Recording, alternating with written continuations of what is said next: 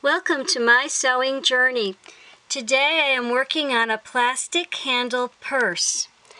This purse has a feature where you use a plastic handle cut out in this shape to put the purse together with. And you just use any plastic lid. Now if your lids are thin, you might want to go with a couple of pieces of plastic, like maybe 2 on each handle, to make it a little bit stronger. I didn't need to do that, so I only used 1. Now for the handle, you can use yarn or felt or fabric to cover it, and you're just going to use this part. Make yourself a little template. Remember to put your seam allowances in. And you're just going to use that part to cover. Now if you like a shoulder strap, you can put a shoulder strap on this style purse.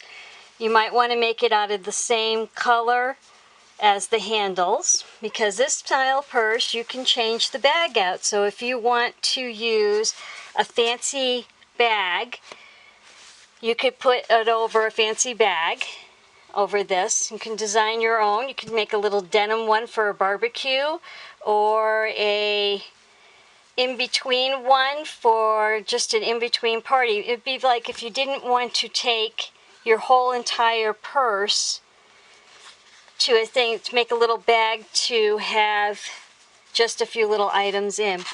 Now this part here, the lining part, kind of looks like this. This is the one I actually used and wrote all over and made a mess out of. So I'll show you a better looking one.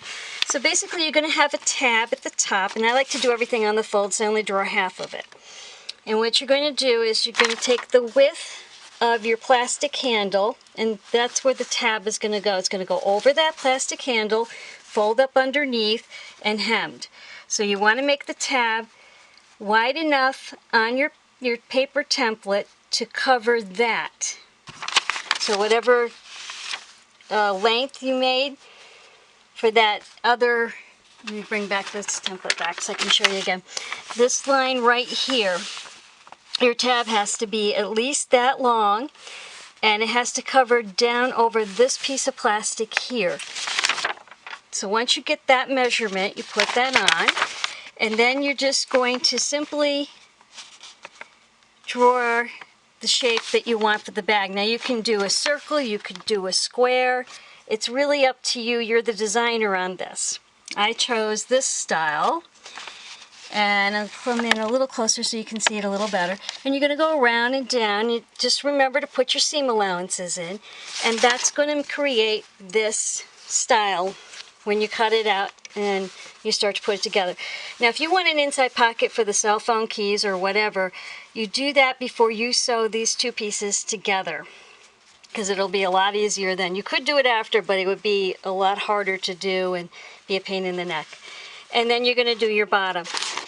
Your bottom measurement you would get from the bottom part of this, and you decide how wide you want it. If you want a wider bag, use a wider bottom. But if you don't need a wider bag, you can use just a smaller little bottom. And that's basically this bag and all it is to it. And this is the fancy one that I started. I haven't finished it. But you could put pockets on there. You could put a beautiful embroidery piece on it. You could do needlepoint. This would make a great Christmas gift if you did a couple of bags to go over the top of it. To attach that on there, I'm going to use Velcro right here. I'm going to use the rough side on the lining bag, and well actually probably should use this side on the lining bag, the softer side, and the rough side on the other one. But whichever way it goes, I'm just going to put a little Velcro there to attach it. And I might do a little flip tab over to close it with a little Velcro on, just a little piece of fabric to close it on.